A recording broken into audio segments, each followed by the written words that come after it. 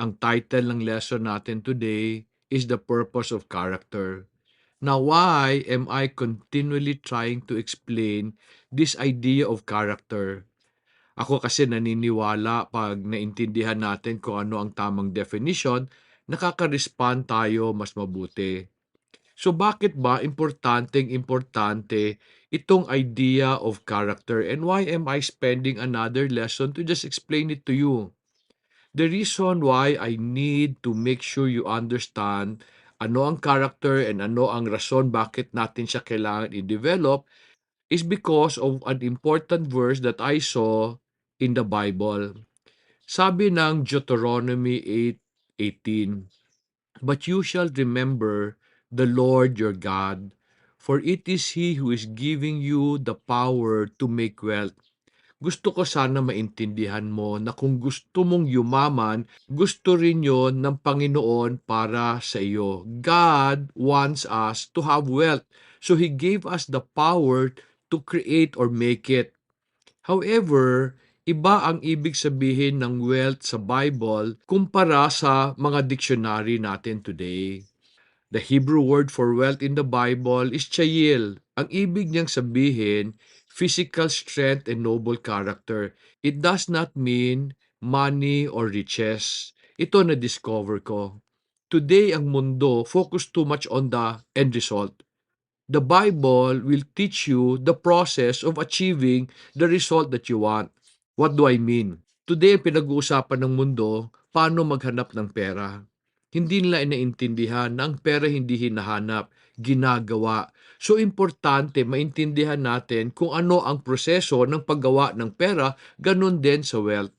In fact, if you look at the original word for wealth, that is ang ibig niyang sabihin welfare, well-being. It is a state of good fortune or happiness. So makita mo, hindi pa rin siya pera. So in order for us to be able to really have wealth in the future, kailangan natin ng tamang pag-uugali. Let me just go back to the definition I shared in lesson 1 on character. Character refers to a collection of qualities that defines an individual's ethical moral. Ang ibig sabihin ng character, your character defines kung sino ka. Who are you? If you ask people to describe you, they will actually talk about your character. Medyo iba ang character sa values. Ang values naman are the principles an individual hold dear and convictions that guide his behavior and decision making. So ito yung mga prinsipyo na ginagamit natin sa buhay. Let me just make sure na naintindihan mo kung anong pagkakaiba nila at anong pagkapareho nila. Character describes your personal moral quality, kung sino ka. On the other hand, values are principles you use to guide your actions. Alam mo, both of us can have the same moral values, but we can have different values on certain things. Yung isa kong kaibigan, naniniwala siya na kailangan niyang bilisan in order to make sure that he maximizes opportunities. Ako naman, naniniwala na dapat wag kong bilisan kasi baka magkamali ako. Now, am I better than him? Hindi. He's a very good person. He's one of my best friend and his moral character cannot be questioned. Pero magkaiba lang kami ng style sa negosyo and I believe we are both successful. However, bakit ba importante ang tamang pag-uugali sa desire natin sa pagyaman?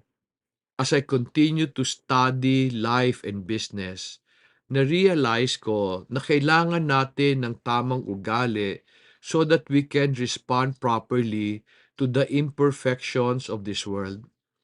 Alam mo, ang mundo natin, maraming problema na dinadala sa atin. Let me just give you some example. There's poverty around us. So paano ba lumabas sa kahirapan? I discovered na kung tama ang ugali mo, posible yan. But some people surrender to the idea na pinanganak akong ganito, hanggang ganito na lang ako. In this world, there's also inequality. Some are born rich, some are born poor. Does it mean na lugi ka pag pinanganak kang mahirap? Kaibigan, alam mo ba na karamihan ng pinakamayamang tao today galing sa mahirap? Sana you would research on the life of Henry C. and how he began. His father abandoned him after the war. Naiwan siya dito sa Pilipinas to fend for himself. And he had to send himself to school on his own. Si John Gokongwei, when he started, his father left them with a lot of debt. So dun sa nabasa kong libro, sabi doon, John Gokongwei had to sell snack food and also mga sinulid para sa pagtahi. So hindi issue kung paano ka pinanganak. Ang issue kung paano ka mag-respond.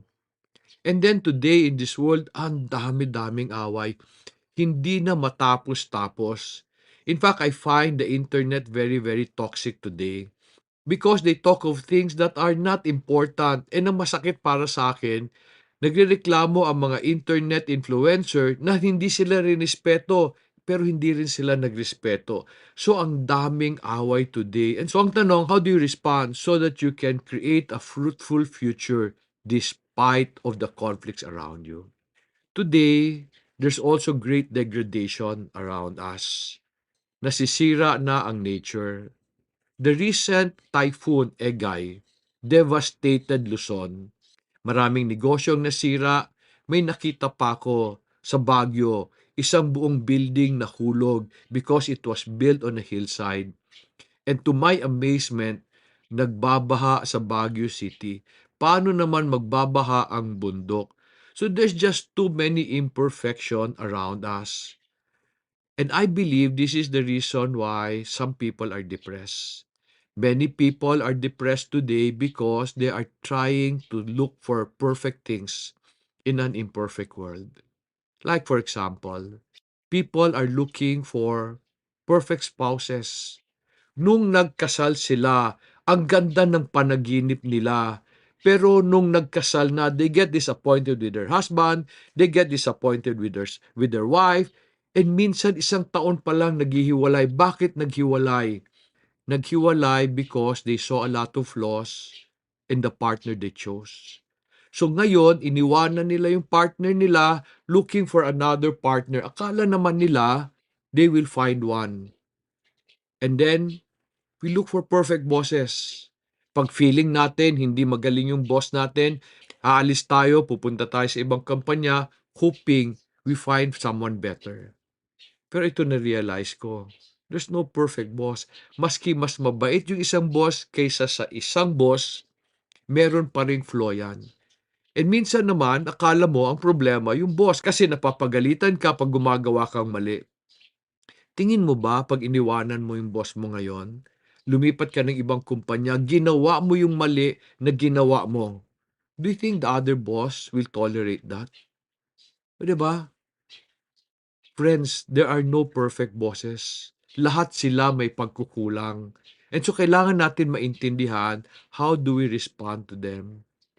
We now look for perfect jobs. 'Pag hindi tayo nag-succeed sa isang trabaho, sabi natin, this is not a good job. You look for something else. Minsan may nagtanong sa akin, I have been in this job or in this business for 3 long years and I have done my best pero it did not work. Is it time to leave? So I answered.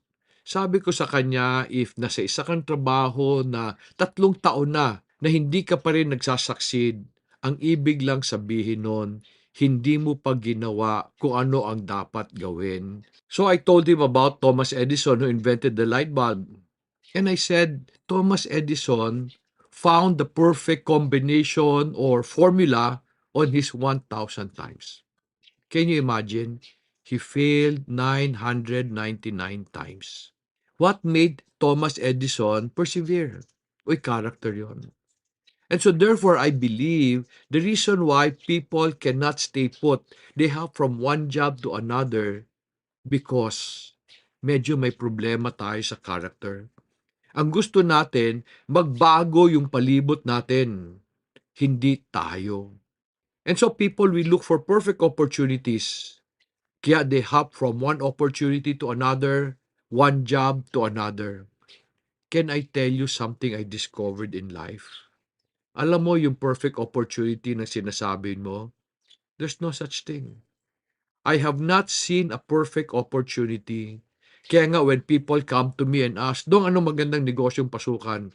Alam mo, I get irritated.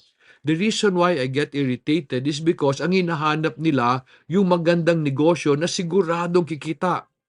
And this is why you often hear me say, walang magandang negosyo, walang pangit. Lahat ng negosyo maganda, lahat ng negosyo pangit. Kasi the success of a business is not dependent on the business itself, but on the person who does business, o yung entrepreneur, o yung may-ari. In the same way, walang perfect na boss. Maski ang mabait na boss nagagalit. Kasi depende yan sa pagtrabaho ng empleyado. Pag ginawa mo ng tama ang trabaho mo, wala kang maririnig sa boss mo. Baliw ang boss na pinagalitan ang taong mabait at ginawa yung trabaho ng tama. Hindi ba? So friends, I hope you consider this. Perfect opportunities are not things you find, but they are things you create. Paano? How do you create perfect opportunities? If everything around us are imperfect, naniniwala ako that you make them perfect by responding to the imperfections of this world with the right character and the proper values. So ang tanong natin today, tama na ba ang ugali natin? Or dapat pa bang baguhin? Paano ba binabago yan? Or paano ba ini-improve? As I prepare to explain this, meron akong tanong sa'yo. Meron ka bang pinagdadaanan ngayon na masakit? Pagsubok na talagang nagpapahirap sa'yo. Nagagalit ka, naiinis ka, and you have been praying, Lord, bakit mo pinayagan? Kailan mo tatanggalin? Let me share with you an important verse that I discovered in my journey to fruitfulness. It is James chapter 1, 2 to 4. Let me just read verse 2 and 3 para sa iyo. It says, Consider it all joy, my brethren, when you encounter various trials, knowing that the testing of your faith produces endurance. And let endurance have its perfect result, so that you may be perfect and complete, lacking in nothing. Do you like trials? Natutuwa ka ba na pag may dumating na pagsubok sa buhay mo? I don't. And many times I would pray to God that He would remove it until I discovered the purpose of trials. You see, friends, trials, yung pagsubok, they're meant to test your faith. What does that mean? Ano ba yung tinatawag na faith? The Bible tells us in Hebrews 11 verse 1 that faith is the assurance of things hoped for and the conviction of things not seen. Friends, I will not convert you to my faith. Ang sinasabi lang, faith are the things that you put your trust on, yung mga bagay na pinapaniwalaan mo. When you're a Christian, you put your faith to God. When you're a Muslim, you put your faith kay Allah and sa lahat ng turo ni Muhammad. Ako ay a-Christian, I'm a follower of Jesus, so I put my faith on the Lord.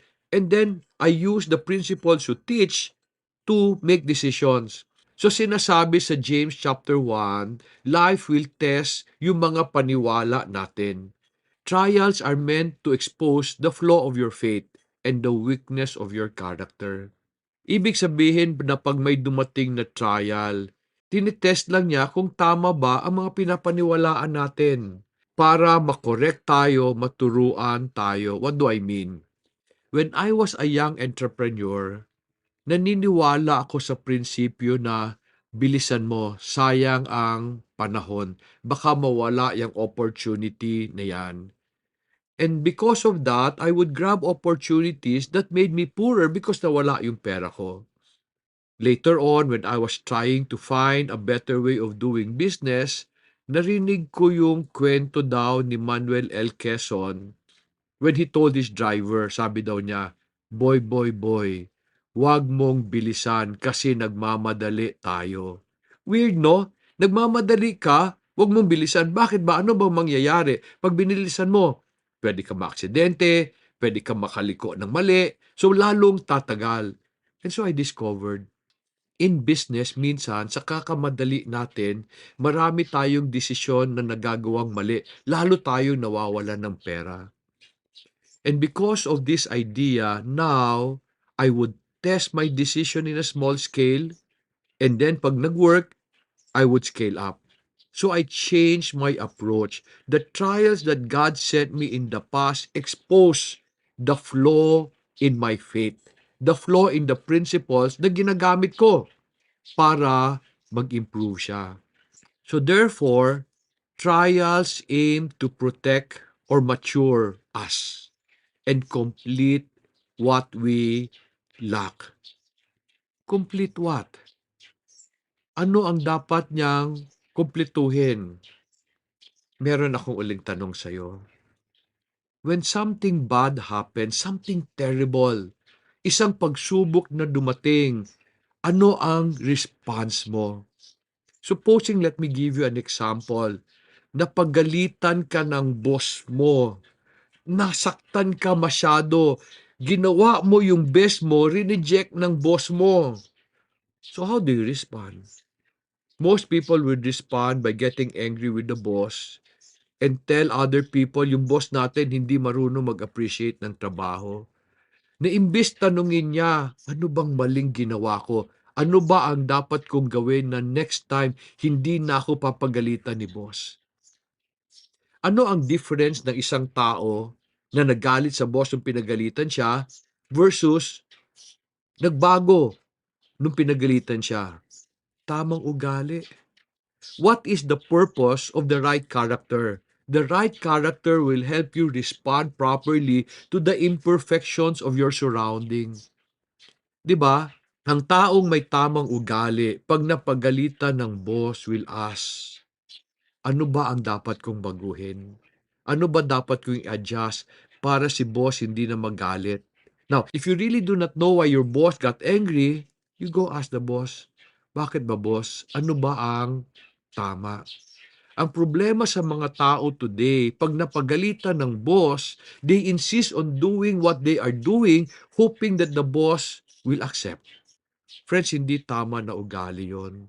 Kasi since he is the boss and you're working under the boss, importante na we meet his standard para matulungan natin siya mag-succeed. Pag napagalitan ka ng boss, hindi ibig sabihin masama kang tao. Meron ka lang dapat baguhin. Tapos let me give you another example. Paano pag meron kang utang? 'Di ba? You find yourself with a lot of debt, what do you do? Recently, may nagtanong sa akin, meron na akong credit card na utang, napakalaki. Ano ho ang uunahin ko? Magbayad ng utang or gamitin yung kinikita ko today para mag-invest? Do you understand what the person was asking? Magbabayad ng utang o mag-i-invest? Investing is for the sake of that person. Investing is for the good of that person's future. 'Di ba ang pagbayad ng utang is to meet your obligation? Kasi habang hindi ka nagbabayad ng utang, merong isang tao na hindi niya nakukuha yung pera niya, tapos meron pang interest na lumalaki. So ano ang nag-decide na kung magbabayad ng utang o mag-iinvest? Ugali ng tao. And then kanina, 'di ba, I told you, we're all looking for perfect spouses. Tapos yung nagkasal tayo, you see all the imperfections and flaw of your husband and of your wife. And so you start thinking, should I leave this person? Why? Why should you leave that person?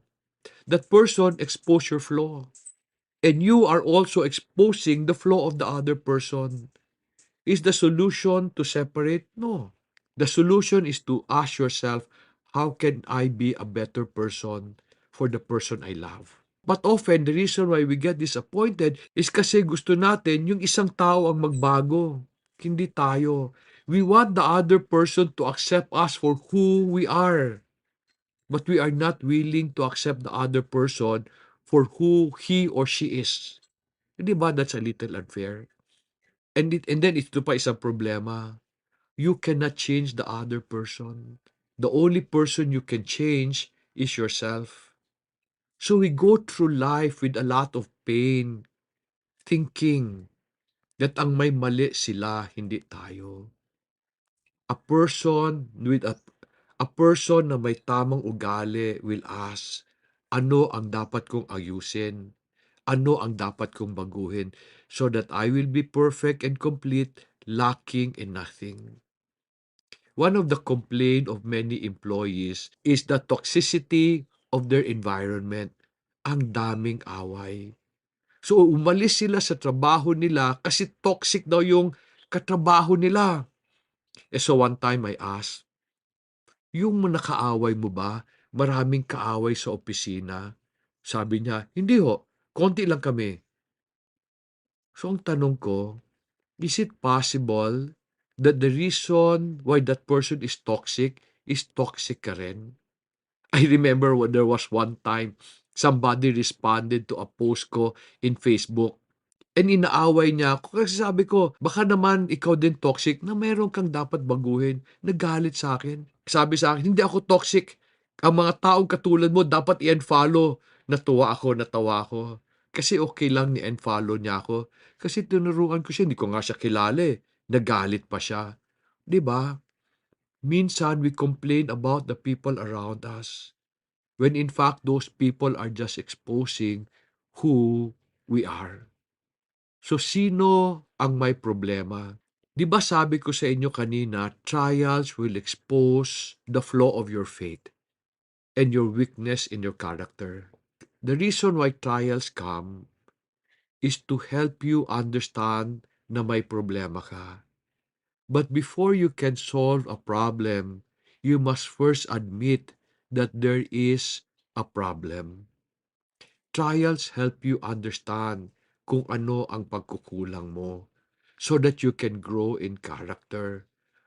You always have the power to change your life for the better. You have a choice. Let me give you an example. There were two brothers. Yung isa, a successful businessman na hindi umiinom. Yung isa was a bum and alcoholic. They were both asked, bakit ka ganyan? Pareho sila ng sagot.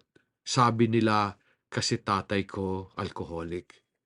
One person decided not to be an alcoholic because he saw what alcohol did to his father. The other decided to be an alcoholic. Sabi niya, kung ginawa ng tatay ko, ba't hindi ko pwedeng gawin? You understand? What differentiated them? Their character. What is the purpose of character? Why is it important to our journey to fruitfulness? Because character will help you respond properly to the imperfections of the world around you. So sana maintindihan mo that the next time a problem comes, they were not meant to hurt you. They were meant to make you better. I like what Psalm 119 verse 71 said. Sabi niya, it is good for me that I was afflicted, that I may learn your statutes. Gusto mo ba yon? Do you want to be afflicted? Yung may dumaan na paghihirap? Sabi dito, when you are afflicted, you get a chance to learn the statutes of the Lord, kung ano ang tama. But how will you know kung ano ang tama?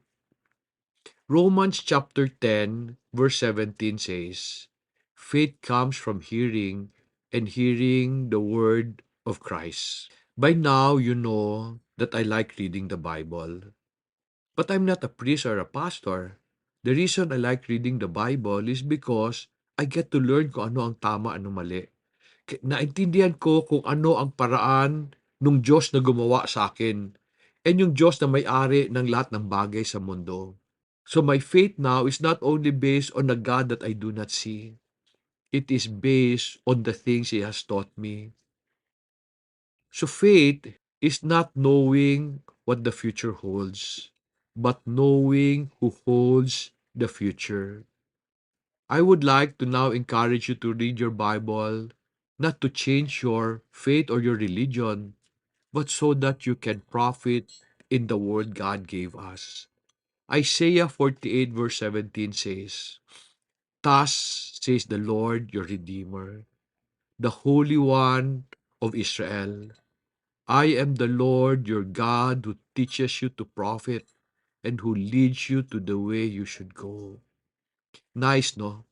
In Deuteronomy 8:18, we read that God has given us the power to make wealth. But in order to do this, He wants us to know that wealth is created by your strength and your character. And to make sure na mag-succeed tayo, He gave us a book so that He can teach us how to profit. Isn't that nice? It is nice and comforting to know that the God who created us also wants us to live life to the full, yung maraming sobra and truly fruitful. What is the purpose of character? Our character is important to God because it allows us to respond properly to the world's imperfection. It allows us to take ordinary opportunities and make them perfect so that someday we will have the fruitful life that we desire. Nice, no? So I hope you understand bakit tayo kailangan mag-improve sa ugali natin. Kasi ito lang ang paraan na ma-achieve natin yung magandang buhay na gusto natin in the future. If you would like to use this lesson for small group discussion, here are the questions that I want you to answer. Masaya ka ba sa kung sino ka ngayon?